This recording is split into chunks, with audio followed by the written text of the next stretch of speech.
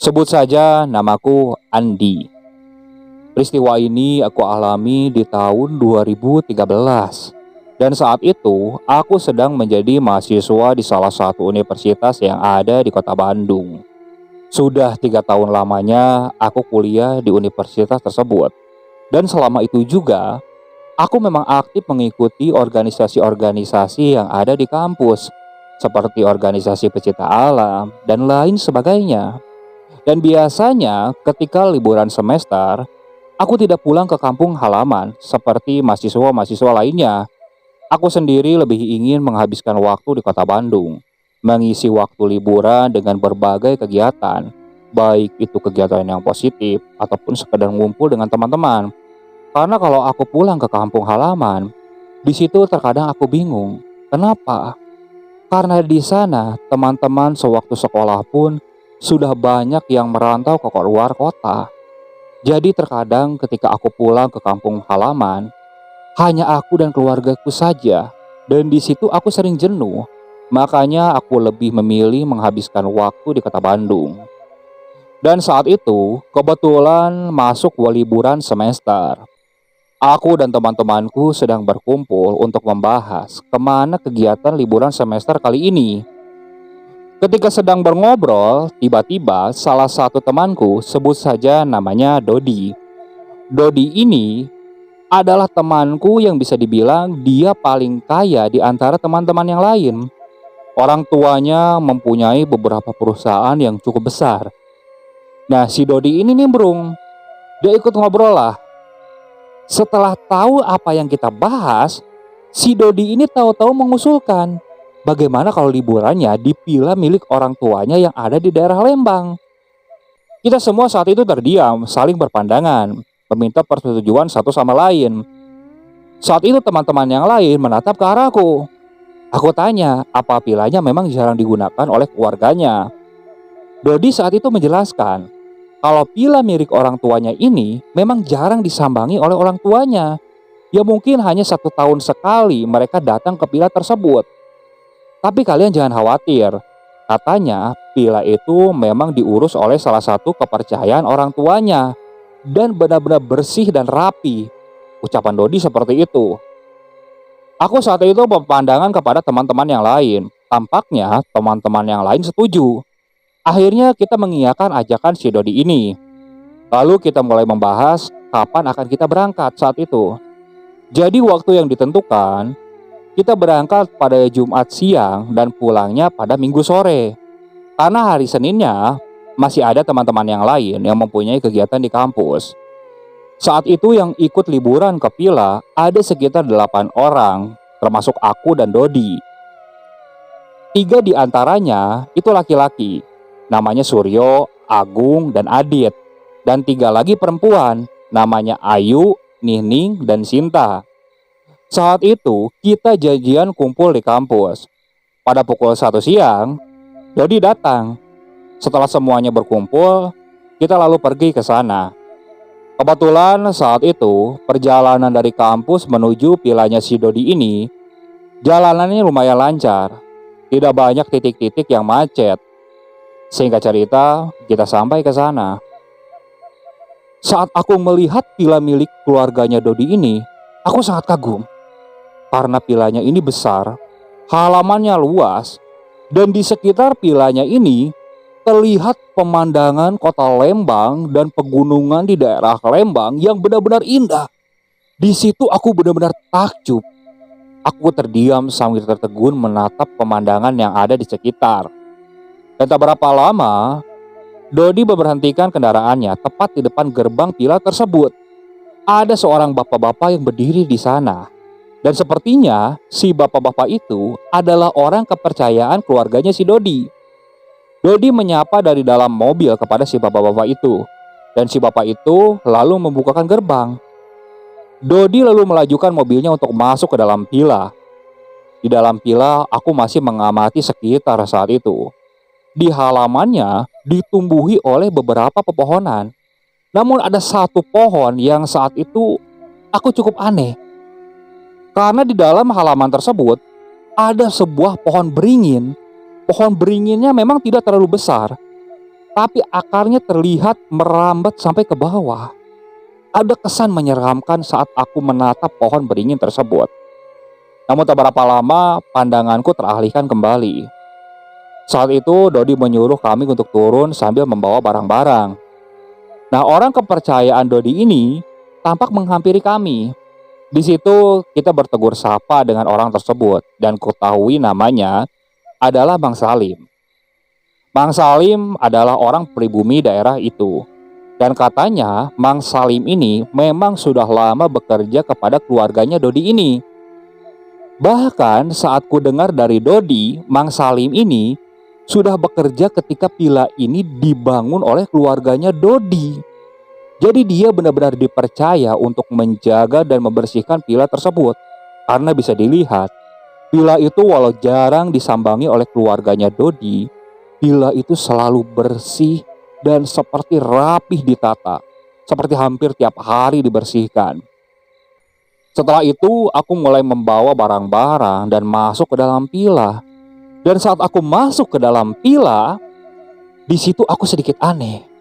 Karena dekorasi di dalam villa ini banyak dipenuhi oleh barang-barang antik. Dari mulai lampu, hiasan, bahkan lukisannya. Ada kesan menyeramkan juga saat aku menatap beberapa lukisan. Karena lukisan yang terpajang di ruang tamu ini itu bukan lukisan pada umumnya. Umumnya ketika kita masuk ke dalam villa atau bangunan milik seseorang, biasanya di ruang tamu kan dihiasi oleh lukisan pemandangan. Pokoknya yang indah-indah lah. Namun kali ini aku melihat lukisannya ini tampak seram. Jadi di situ aku melihat ada satu lukisan besar. Di lukisan itu ada sebuah penari.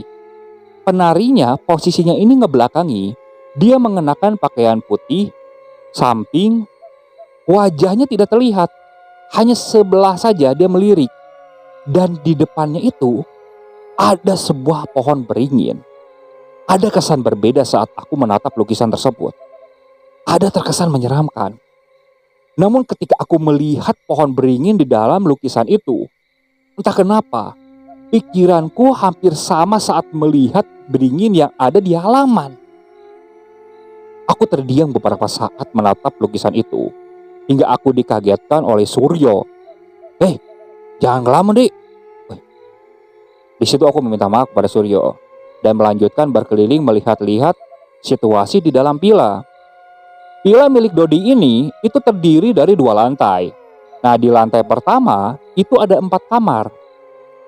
Di ruang tamu di sebelah kiri itu ada 2 kamar. Dan di sebelah kanannya ada 2 kamar juga. Dari ruang tamu lurus itu ada dapur dan 2 kamar mandi.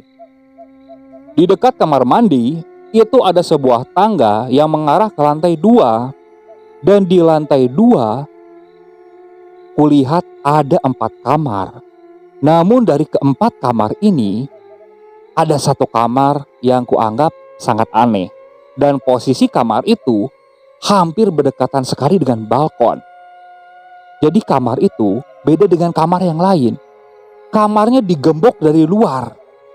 Padahal kamar-kamar yang lain yang di lantai bawah dan di lantai atas itu tak ada yang menggunakan gembok. Hanya 1 kamar itu yang di lantai 2 yang menggunakan gembok. Aku belum bertanya kepada Dodi saat itu. Namun saat melihat, ada perasaan yang berbeda saja. Dodi saat itu bilang kepada kami semua, kalian bebas mau pilih kamar yang di mana, mau yang di lantai 1 ataupun di kamar lantai 2 katanya. Dan saat itu si Suryo mengajakku untuk mengisi kamar di lantai 2. Katanya biar enak kalau nongkrong di balkon. Aku pun setuju. Aku memilih 1 kamar dengan Suryo.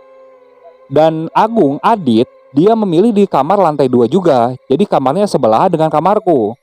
Sedangkan Dodi sendiri, dia memilih di lantai 1.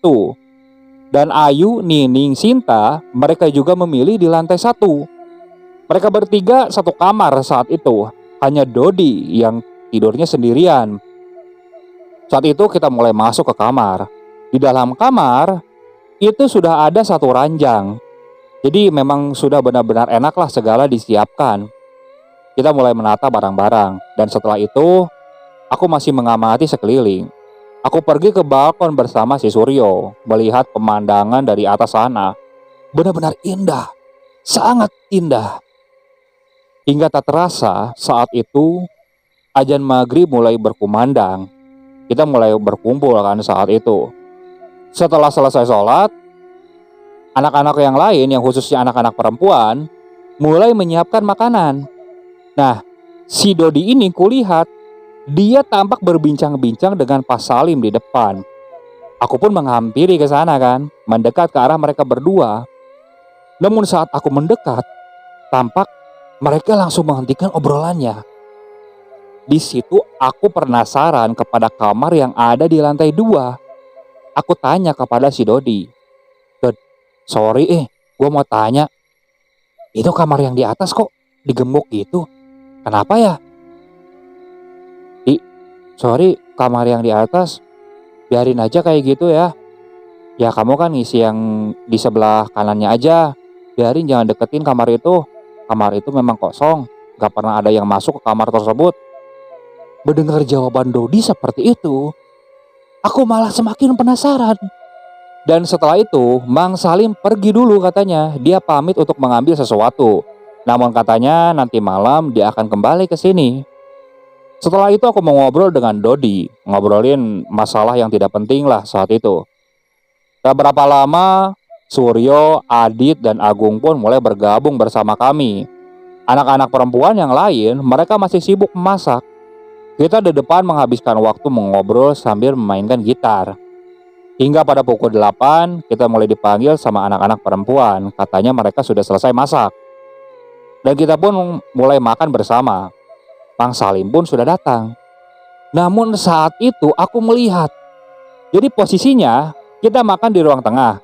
Pintu ngebuka, Mang Salim lewat. Di situ aku lihat Mang Salim nenteng nampan. Dari nampannya selintas aku melihat itu seperti berisikan sesajen. Karena aku melihat ada semacam kopi hitam, terus semacam gelas lain lah yang entah berisi apa saat itu. Yang jelas yang terlihat olehku, ada kopi hitam, ada kelapa hijau. Di situ aku langsung curiga. Loh, ini buat apa? Tampak Mang Salim berjalan ke arah pohon beringin. Waktu itu aku masih makan tapi bangkit. Dodi saat itu bertanya kepadaku, "Di, kamu kenapa?" "Enggak, itu Mang Salim ngapain?" "Udah biarin aja. Memang udah biasa kok kayak gitu. Udah jangan dihirauin. Makan lagi, makan." Aku pun mengalihkan pandangan kembali untuk makan. Selesai makan, kita ngobrol di ruang tamu.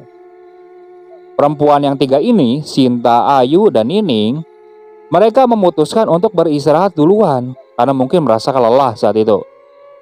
Hanya tinggal kami berlima. Nah, kami berlima ini, 3 di antaranya, Agung, Suryo, dan Adit, mereka memilih untuk naik di balkon. Katanya mereka ingin menikmati suasana di balkon. Katanya lebih enak. Sedangkan aku sendiri sedang berbincang-bincang dengan Dodi di teras. Dan tak berapa lama, Mang Salim datang menghampiri kami. Di situ aku masih penasaran kan dengan apa yang kulihat tadi. Aku tanya kepada Mang Salim, "Mang, maaf nih, tadi bawa apaan, Mang?" Belum sempat Mang Salim menjawab, tiba-tiba Dodi langsung mengalihkan obrolan. Dia mengalihkan obrolan seakan Mang Salim ini tidak boleh menjawab pertanyaanku. Otomatis melihat sikap Dodi seperti itu, aku semakin penasaran kan. Sebenarnya ada apa? Apa yang mereka sembunyikan? Beberapa kali aku coba pancing, baik Mang Salim ataupun Dodi, mereka ini tetap saja bungkam, tidak mau bercerita. Ya di situ aku akhirnya menyerah. Ya sudahlah, aku mengalihkan obrolan yang lain, berusaha untuk melupakan apa yang aku lihat tadi. Hingga tak terasa saat itu jam sudah menunjukkan pukul 11 malam. Dodi saat itu pamit ingin beristirahat duluan. Jadi di teras rumah hanya tersisa aku dan Mang Salim. Namun Mang Salim pun tak berapa lama katanya pamit dulu mau ke rumah, mau mengambil sesuatu. Jadi aku memutuskan untuk menyusul teman-teman yang lain yang berada di balkon. Aku naik ke atas. Ternyata di balkon hanya tersisa si Adit dan si Agung saja. Si Suryo sudah beristirahat duluan. Di situ aku nimbrung obrolan kepada kedua temanku ini. Ternyata mereka sedang mengobrolkan perempuan yang mereka taksir. Aku ikuti obrolan mereka. Nah, di sela-sela kita sedang mengobrol, samar-samar telingaku ini mendengar seperti ada orang yang sedang bersenandung. Suaranya ini sangat pelan, tapi karena situasi di sana hening, jadi sedikit jelas. Aku mulai menajamkan pendengaranku. Aku tanya kepada si Agung dan si Adit, kalian dengar sesuatu nggak? Si Adit dan si Agung, mereka tiba-tiba terdiam, seperti menajamkan pendengarannya juga. Dan saat itu, si Adit seperti kaget. Dah, kita masuk aja ke kamar yuk. Si Adit langsung mengajak si Agung.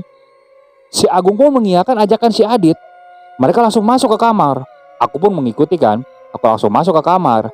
Dan di dalam kamar yang aku tempati, si Suryo sudah tertidur nyenyak. Aku coba tiduran di atas ranjang. Nah, di atas ranjang pun aku masih tidak bisa tidur. Aku masih terbayang suara-suara tadi. Suara nyanyian, tapi entah apa yang dinyanyikan karena suaranya pelan, tapi tampak merdu. Hingga tak berapa lama, aku mendengar suara langkah. Suara langkah ini diiringi dengan suara lonceng, seperti lonceng yang diikatkan di kaki seseorang. Jadi bunyinya seirama dengan suara langkah. Dan suara langkah itu seperti mendekat ke arah pintu kamarku. Di situ aku langsung beranjak. Aku masih mendengarkan dengan sesama saat itu. Suara langkahnya seperti mondar-mandir dari depan kamarku ke kamarnya si Agung. Dan setelah itu tampak menjauh. Aku penasaran, aku coba bangunkan si Suryo. Tapi si Suryo saat itu tidurnya benar-benar nyenyak. Aku goyangkan beberapa kali, dia tak kunjung bangun sama sekali. Karena penasaranku sudah memuncak, aku beranikan diri saat itu. Aku mendekat ke arah pintu. Pelan-pelan aku berjalan. Hingga akhirnya aku intip dari lubang kunci. Dari lubang kunci, aku tidak bisa melihat orang yang lewat tersebut. Jadi aku memutuskan untuk membuka pintu. Dan saat aku membuka pintu, aku tengok ke arah kiri, tepat ke arah kamar si Agung. Tak ada siapapun di sana. Dan saat aku menengok ke arah kanan, sekelebat aku melihat seperti ada perempuan, rambutnya panjang. Dia mengenakan kebaya berwarna putih dan ke bawahnya dia mengenakan samping. Si perempuan itu masuk ke kamar yang digembok. Anehnya, si perempuan itu seperti tidak membuka pintu tersebut. Jadi dia seperti menembus ke arah pintu itu. Karena kaget, cepat-cepat aku tutup pintu tersebut. Aku menghela napas panjang di dalam kamar. Aku tidak percaya dengan apa yang kulihat. Dan tiba-tiba pikiranku teringat kepada lukisan yang ada di bawah, yang ada di lantai tengah. Lukisan seorang penari yang menghadap ke arah pohon beringin. Dari pakaiannya, perempuan yang tadi masuk ke kamar tersebut itu sama persis dengan tadi yang kulihat. Apa jangan-jangan perempuan itu makhluk halus? Di tengah-tengah kekalutan seperti itu, tiba-tiba aku mendengar suara tawa. Tawanya benar-benar melengking, tapi tampak menyeramkan. Aku langsung kaget, tanpa sadar aku langsung melompat ke atas kasur. Saat aku melompat, si Suryo sepertinya kaget. Dia langsung bangun. Di, kamu kenapa? Aku hanya menggelengkan kepala. Aku bersembunyi di balik selimut saat itu. Si Suryo yang melihat sikapku seperti itu, dia sepertinya tidak ambil pusing. Dia kembali tidur. Di dalam selimut, aku coba membaca doa supaya aku bisa terlelap. Hingga akhirnya aku pun bisa tertidur malam itu. Pagi harinya ketika bangun, semuanya tampak biasa saja. Aku pun tidak membahas apa yang aku alami kepada teman-temanku yang lain. Siang harinya, Dodi, Ayu, Nining, dan Adit, mereka pergi untuk mencari bahan makanan. Kata si Dodi, nanti malam dia ingin ngeliwet sekaligus bikin kambing guling. Sedangkan aku, Agung, Suryo, termasuk si Sinta, itu hanya berngobrol di halaman villa. Setelah teman-teman yang lain berangkat, kita menghabiskan waktu ngobrol di sana. Hingga tiba-tiba si Sinta bilang seperti ini. Kalian semua dengar nggak tadi malam kayak ada perempuan yang sedang bersenandung? Ah, kamu salah dengar kali, Sin. Ucap si Agung seperti itu. Enggak, beneran. Aku kayak dengar di lantai 2. Ditambah lagi, aku kayak dengar suara lonceng. Kayak orang pakai gengge. Nah, mendengar ucapan si Sinta seperti itu, aku langsung menceritakan kejadian tadi malam. Mendengar ceritaku, si Suryo dan si Agung, mereka seakan tidak percaya dengan apa yang kuceritakan. Namun berkali-kali aku mencoba menjelaskan. Apa kalian gak curiga sama kamar 1 yang ada di lantai 2? Kamar yang digembok itu. Apa jangan-jangan kamar itu memang dihuni setan? Ucapku seperti itu. Nah, si Sinta yang baru tahu kalau di lantai 2 ada kamar yang digembok, dia menatap ke arahku. Dia coba memastikan. Di situ aku menjelaskan bahwa di kamar 2, di lantai 2, itu ada kamar yang digembok. Karena teman-teman yang lain tidak percaya, aku mengusulkan bagaimana kalau kita intip saja kamar di atas. Karena kebetulan Mang Salim saat itu sedang tidak ada. Hanya ada kita berempat saja di sana. Setelah mendengar usulanku seperti itu, mereka pun mengikutiku untuk naik ke lantai 2. Setelah sampai di lantai 2, dari lubang kunci kamar tersebut, aku mulai mengintip. Saat aku melihat ke dalam, di dalam kamar tersebut, itu hanya ada satu ventilasi. Dan dari ventilasi tersebut masuk cahaya matahari. Jadi aku masih bisa melihat keadaan di kamar tersebut.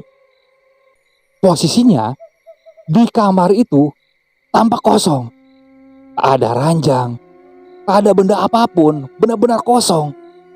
Tapi di tengah-tengah dindingnya itu tampak ada sebuah lukisan. Dan lukisan itu sama persis seperti yang aku lihat semalam. Perempuan mengenakan kebaya putih, ke bawahnya samping. Dari lubang kunci aku berusaha untuk melihat wajah dari lukisan itu. Karena posisinya berbeda dengan lukisan yang di bawah. Jadi si penari ini, dia melihat ke arah depan. Dan saat aku melihat wajahnya, entah kenapa, aku melihat wajah si penari ini memang tampak cantik. Tapi semakin lama aku melihat wajah lukisan itu, lama-lama seperti berubah. Jadi dari mulai mulutnya, kulihat dia mulai melebar. Dan dari matanya, tiba-tiba dia berwarna hitam. Aku langsung melompat. Teman-teman yang lain bertanya kepadaku kenapa. Belum sempat aku menjelaskan, tiba-tiba aku mendengar pintu dari kamar tersebut itu seperti ada yang memukul dari dalam. Otomatis kita semua kaget saat itu. Tanpa dikomando, Sinta, si Agung, dan si Suryo, mereka langsung berlarian ke bawah.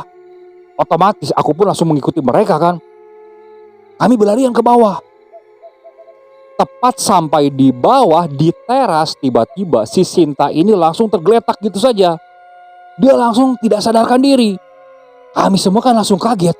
Apa sebenarnya yang terjadi kepada si Sinta kan? Kita berusaha membangunkan. Dan tak berapa lama kemudian, tiba-tiba si Sinta ini tertawa-tertawa sendiri. Di situ kita langsung ketakutan. Loh, apa yang terjadi sama si Sinta? Si Sinta tiba-tiba bangkit. Tangannya seperti meliuk-liuk seperti penari. Aku, si Suryo, dan si Agung hanya terdiam menatap si Sinta seperti itu. Dan tak berapa lama, si Sinta ini berlari ke arah pohon beringin. Kita yang masih terdiam hanya bisa melongo melihat si Sinta. Hanya si Suryo yang saat itu langsung mengejar Sinta. Dari kejauhan si Suryo berteriak kepada kami berdua, "Gung, Di, bantuin!" Mendengar teriakan si Suryo, aku langsung berlari mengejar si Sinta. Si Sinta sendiri larinya ini cukup kencang. Dia benar-benar kencang. Dan saat sampai di pohon beringin, tiba-tiba si Sinta ini naik. Aku masih bisa melihat si Sinta naik. Itu tidak seperti manusia. Dia naik sangat cepat. Hanya dengan sekejap, si Sinta ini sudah sampai di tengah-tengah pohon beringin itu. Dia diam di sebuah dahan. Sambil kakinya menjuntai ke bawah, dia melihat ke arah kami bertiga sambil tertawa-tawa. Dari wajahnya aku benar-benar takut melihat si Sinta. Entah kenapa. Karena itu tampak seperti bukan si Sinta. Dari bawah kita coba merayu si Sinta untuk turun. "Sin, turun." Namun si Sinta ini terus saja tertawa-tawa. Dia menunjuk ke arah kami bertiga. Aku tidak tahu apa maksudnya. Di situ aku benar-benar kalut, khawatir terjadi sesuatu dengan si Sinta. Hingga tak berapa lama dari belakang, aku mendengar teriakan. Aku nengok ke belakang. Ternyata itu Bang Salim. Bang Salim berteriak sambil berlari-lari saat itu. Terlihat wajahnya setengah panik. Setelah sampai ke arahku, belum sempat aku menceritakan, Bang Salim tiba-tiba dia seperti sungkem ke arah si Sinta ini. "Punten, tong ganggu budak ieu. Hawatos, biar keluar hawatos, turun. Aku tidak mengerti apa yang dimaksud oleh Bang Salim seperti itu. Aku pun mengikuti Bang Salim. Hingga tak berapa lama, si Sinta ini turun. Dia berdiri tegak di depan Bang Salim. Setelah itu, dia seperti berbisik ke arah Bang Salim. Aku tidak mendengar dengan jelas apa yang dibisikkan oleh Sinta itu kepada Bang Salim. Dan tak berapa lama, Sinta langsung terulai. Bang Salim langsung menangkap Sinta. Dan saat itu meminta bantuan kepada kami untuk menggotong Sinta. Sinta digotong masuk ke dalam pila dan digeletakkan di kursi panjang yang berada di ruang tengah. Dan setelah itu, Bang Salim menarikku. Aku dibawa ke teras rumah. Agung dan Suryo pun mengikutiku. "Kalian sebenarnya ngapain ngelihat ke kamar itu?" ucap Bang Salim seperti itu. Kami semua kaget kan. Kami belum sempat cerita kok Bang Salim tiba-tiba tahu. Di situ aku meminta maaf karena aku penasaran sebenarnya ada apa di kamar itu. Aku pun menceritakan kejadian tadi malam yang aku lihat. Tampak Bang Salim seperti menghela napas panjang. Ada rasa marah yang terlihat dari muka Bang Salim, tapi sepertinya dia tahan. Tak berapa lama kemudian, Dodi dan teman-teman yang lain pun datang.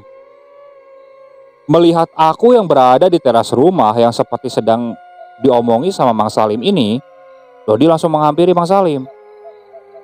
"Ada apa, Mang?" Bang Salim lalu mengajak Dodi untuk ngobrol berdua. Sedangkan aku menceritakan kejadian yang terjadi kepada Sinta kepada teman-teman yang lain. Teman-teman yang lain langsung menghampiri Sinta. Aku hanya terdiam di teras rumah. Sedangkan Suryo dan Agung seakan menyalahkanku atas apa yang terjadi kepada Sinta. Aku hanya terdiam. Aku sadar. Karena semua itu mungkin karena salahku. Karena perasaan so tauku yang membuat Sinta seperti itu. Tak berapa lama, Dodi menghampiriku. Dia memarahiku kenapa aku berani-beraninya mengintip ke kamar tersebut. Aku hanya bisa meminta maaf kepada Dodi. Dan setelah itu, Dodi mengumpulkan kami di ruang tengah. Sinta saat itu sudah siuman, namun tampak dari wajahnya seperti shock saat mendengar apa yang terjadi kepadanya. Karena menurut Sinta, dia tidak ingat apa-apa. Hanya dia merasa berat di pundak dan tiba-tiba dia merasa pandangannya gelap. Namun badannya terasa benar-benar lemas. Saat itu Dodi bilang, "Nanti malam kita semua tidur di lantai bawah. Jangan ada yang tidur di lantai 2. Terus kalau ada suara-suara yang aneh, jangan dihirauin. Kita tidak bisa pulang malam ini. Mau tidak mau kita harus pulang pagi hari. Ingat, ikuti pesanku.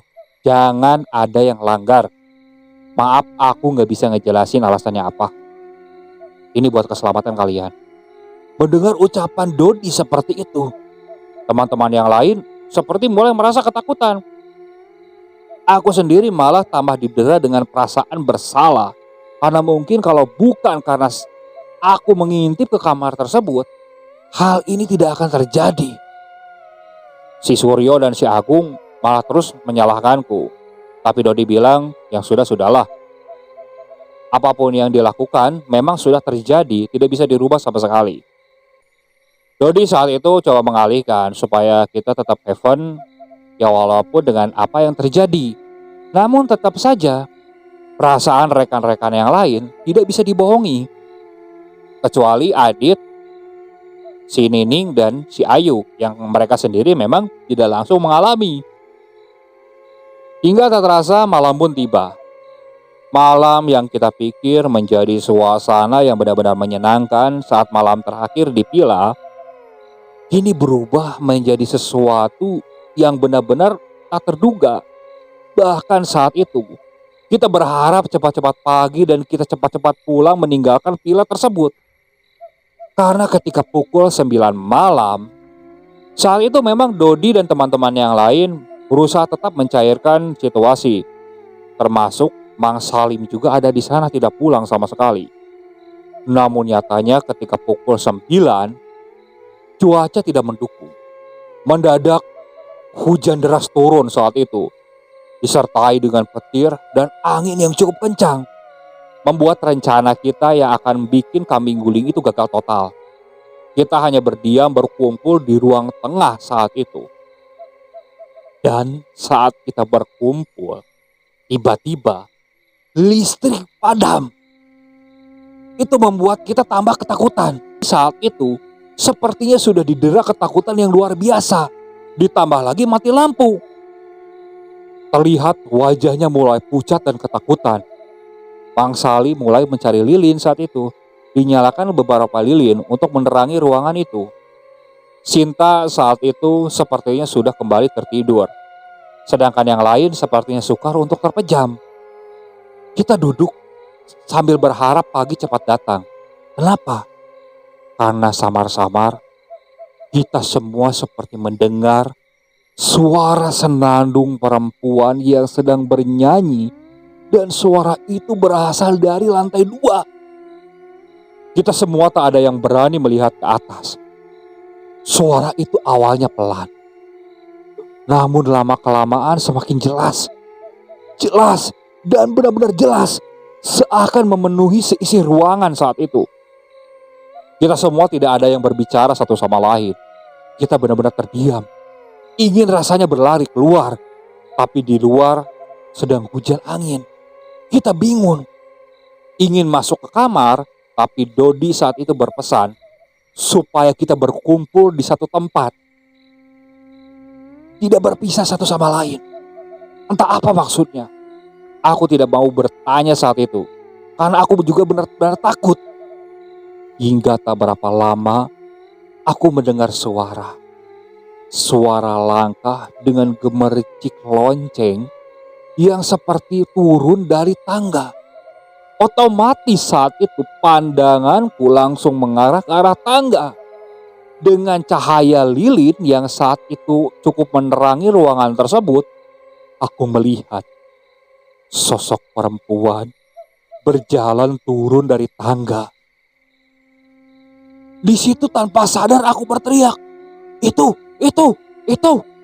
Teman-teman yang lain langsung melihat ke arah yang aku tunjukkan. Mereka langsung kaget. Mereka langsung berkumpul di satu tempat. Dod, itu apaan, Dod? Mang Salim saat itu berdiri paling depan. Dia tampak terdiam. Dari tangannya, dia seperti merapalkan sesuatu. Sosok itu tiba-tiba diam di tengah-tengah tangga. Namun saat menoleh ke arah kami, di situ kami benar-benar terkejut. Wajah sebelah kirinya memang mulus. Tapi ketika menoleh semua, wajah sebelah kanan benar-benar rusak. Sebagian hampir terlihat tengkoraknya saja. Hanya daging-dagingnya sedikit yang masih menempel di tengkorak. Benar-benar menyeramkan. Bahkan terlihat darahnya ini masih menetes. Benar-benar menyeramkan. Ayu dan Nining saat itu yang tidak kuasa menahan takut menjerit sejadi-jadi hingga membuat si Sinta yang sedang tertidur ini langsung terbangun. Sinta yang saat itu terbangun langsung dipeluk oleh Nining karena khawatirnya si Sinta ini langsung kesurupan lagi. Parahnya, sosok itu yang melihat kami ketakutan itu tertawa seperti menertawakan ketakutan kami. Dan tak berapa lama, sosok itu tiba-tiba melayang. Melayang, dan terus ke atas sampai ke lantai 2. Dan tiba-tiba sosok itu menghilang. Hanya suara tawanya yang benar-benar menyeramkan yang terus terdengar. Mang Salim terus mengingatkan kepada kita semua supaya kita tenang. Benar-benar tenang. Terus konsentrasi. Jangan sampai melamun. Tapi apa daya, kita semua benar-benar ketakutan. Tidak kuasa menahan takut sama sekali. Untungnya setengah jam kemudian hujan reda. Saat hujan reda ini, kami semua menekan kepada si Dodi supaya kita pulang malam itu juga. Karena kita tidak kuat untuk tidur di villa lagi, apalagi sampai pagi. Mendengar dorongan dari teman-temannya ini, mau tidak mau kan, saat itu Dodi bilang kepada Bang Salim, apakah aman kalau kita pulang semua malam ini? Bang Salim hanya mengangguk. Tak berapa lama, kita mulai mengemasi barang-barang. Namun saat itu, saat aku, Agung, Suryo, dan Adit hendak mengambil barang-barang di lantai 2, di situ kami tidak berani. Karena otomatis, khawatirnya saat kita ke lantai 2, makhluk itu muncul kembali. Jadi saat itu aku meminta kepada Bang Salim untuk menemani kami. Bang Salim pun menemani kami. Bergegas saat itu kami mau mengambil barang-barang. Namun saat aku hendak turun ke lantai 1 dan nengok ke atas, di situ aku kembali melihat sosok perempuan tersebut. Sosok perempuan itu seperti melihat ke lantai bawah dari lantai 2 dengan wajah yang benar-benar menyeramkan. Tanpa pikir panjang, aku langsung berteriak dan berlari keluar, diikuti oleh teman-teman yang lain. Kita mulai masuk ke dalam mobil. Bang Salim saat itu langsung menutup pintu. Saat mobil mulai melaju, tampak Mas Salim seperti tergesa-gesa menutup gerbang. Di dalam mobil, kita semua masih terdiam membisu. Tak ada yang berbicara satu sama lain. Kita terdiam. Dodi saat itu coba mengajak ngobrol kami. Dia ingin mencairkan situasi.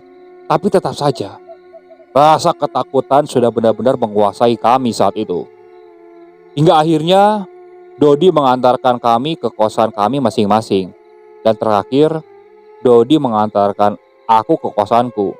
Karena kebetulan, aku memang tinggal satu kosan dengan si Suryo. Nah, ketika turun, Dodi bilang kepadaku, jadiin pelajaran. Perbuatan penasaranmu ini bisa jadi petaka buat orang lain. Dodi bilang seperti itu. Aku hanya mengangguk dan meminta maaf kembali kepada Dodi.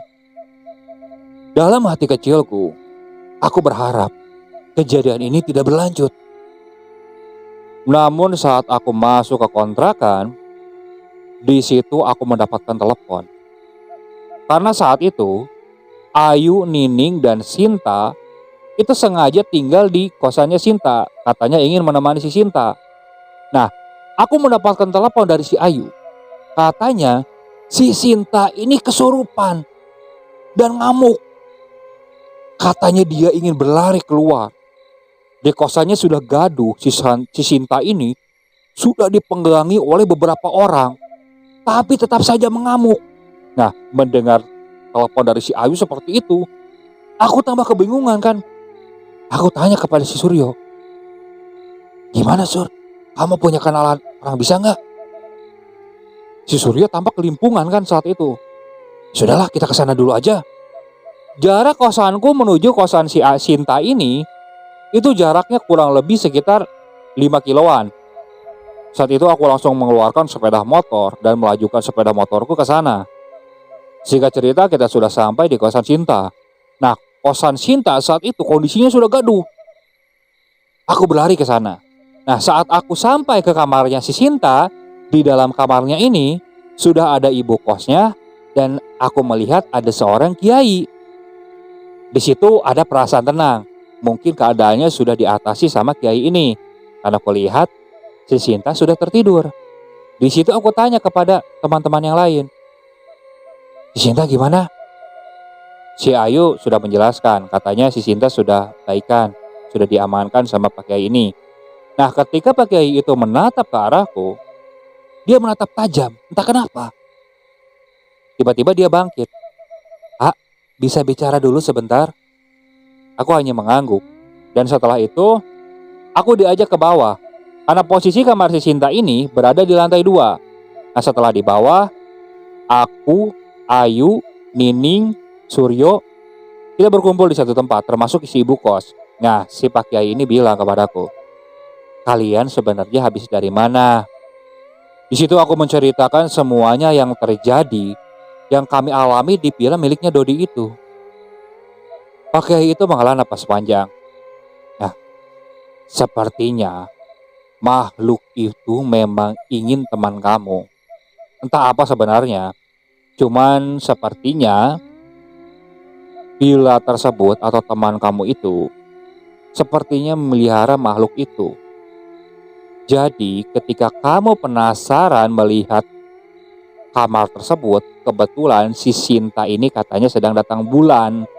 Jadi makhluk itu bisa dengan mudah mengganggu si Sinta. Terus si Kai itu berpesan supaya besok pagi katanya aku datang ke tempatnya supaya dibersihkan. Begitu juga dengan teman-teman yang lain. Tapi jangan beritahu Dodi. Begitu ucapan Kai tersebut. Kami hanya mengangguk.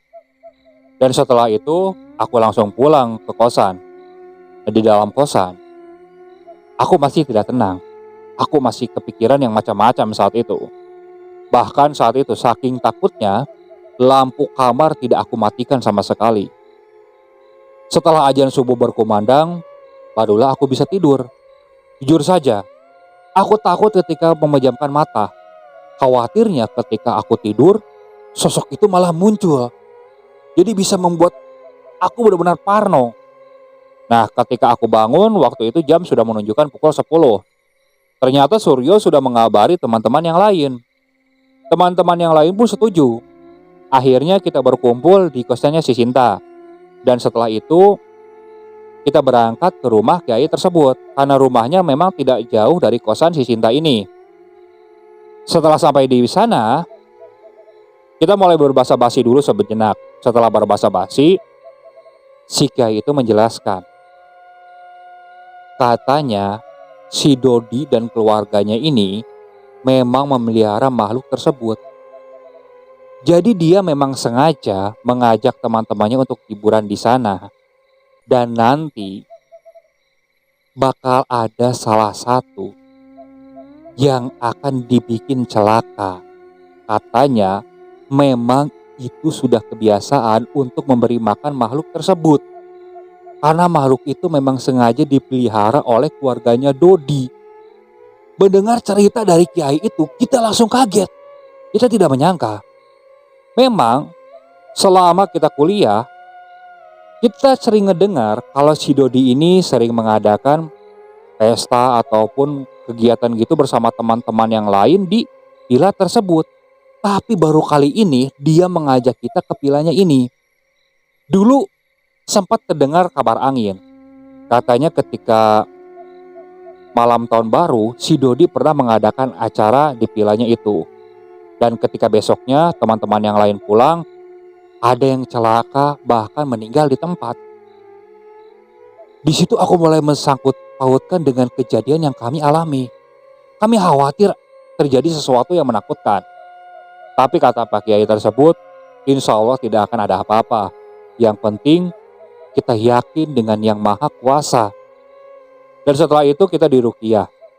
Setelah diruqyah, kita diberikan air minum supaya air tersebut diminum dan dimandikan. Alhamdulillahnya, setelah kita meminum dan memandikan air tersebut, perasaan kita lebih tenang, lebih enakan. Tapi semenjak kejadian itu, si Dodi ini sikapnya berubah kepada kita semua. Dia seakan tidak mau bergaul kembali dengan kita. Bukan hanya denganku saja, tapi dengan Suryo, Agung, Adit, Nining, Ayu, termasuk dengan Sinta. Bahkan saat itu, ketika pulang, si Sinta kesurupan ini, memang si Dodi ini dikabari, tapi dia tidak respon sama sekali. Di situ semakin yakin bahwa Dodi ini memang mempunyai niat lain untuk mengajak kami liburan di vilanya. Oke, sekian untuk cerita kali ini. Saya mohon maaf apabila masih banyak kekurangan dalam pembawaan ceritanya. Kritik dan sarannya silakan kalian bisa cantumkan di kolom komentar. Tak lupa saya juga ucapkan terima kasih kepada narasumber yang sudah membagikan kisahnya, termasuk para penonton yang sudah mampir dan mendengarkan cerita dari channel Rentera Keramat ini. Semoga kalian selalu diberikan kesehatan, dilancarkan rezekinya, dan dijauhkan dari musibah. Terus ikuti cerita yang dibawakan oleh channel Rentera Keramat ini. Assalamualaikum warahmatullahi wabarakatuh.